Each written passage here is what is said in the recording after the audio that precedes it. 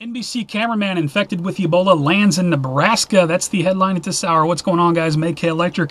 It's Monday, the 6th of October, 2014. Going to give you the latest I have on Ebola. Let's start off with Thomas Eric Duncan, Dallas Ebola patient, now in critical condition.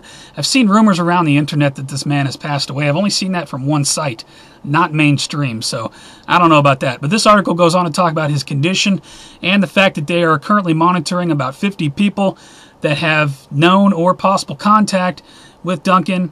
9 of these had direct contact, 4 of which are family members. I'll put this link. They got an update on him. Be advised, alert on this. Rick Sacra, treated for Ebola, admitted to UMass Hospital. This come out October 5 from Boston local media. Apparently one of the people who was cured by the secret serum is now back in the hospital with some sort of respiratory illness. Or did the Ebola ever go away? They released this man out into the public. Now he's back in the hospital with some sort of, who knows, maybe some sort of side effect from the serum. Maybe there's something new going to pop out of all this.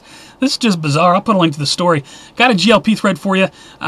List of American cities that have suspected Ebola cases. Confirmed is Dallas, Texas. Suspected Kansas City, Newark, Dover, Philadelphia, Miami. I'm sure that list will grow. That's a GLP thread. I'll put a link to it. From the CDC, questions and answers. Estimating the future number of cases in Ebola epidemic, Liberia and Sierra Leone, 2014-2015. Look at these numbers. By January, they're talking about possibly 550,000 to 1.4 million if corrections for underreporting are made. So 1.4 million people in January. That's the projection to be infected with Ebola.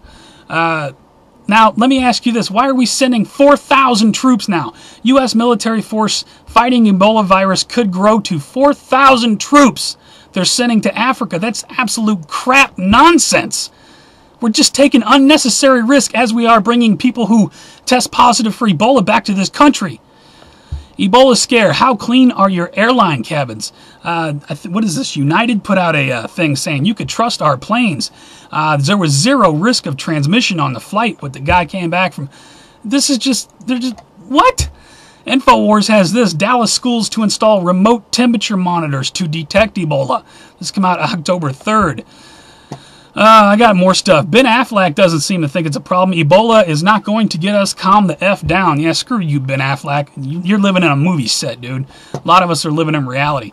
Fox News Politics. Could Ebola virus become bioterrorist threat?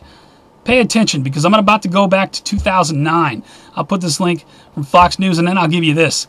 SHTFplan.com. Disaster teams were notified months ago they would be activated in October. Very interesting information in this link. Is this all planned? Is this what it's going to be? You know, they couldn't get us back in 2009, I believe, because too many people were talking about it. Let me give you a couple videos just to refresh your memory. Forced vaccination checkpoints, RFID bracelets, and FEMA camps. A 4-minute long video that, yeah, at the time looked like a fear-mongering video, talking about they're going to put a bracelet on your arm with a microchip and all this. You're either going to get the vaccine or go to the camp. You know, I submit to you, not trying to fearmonger, but we could very easily be in that situation if Ebola gets out of hand.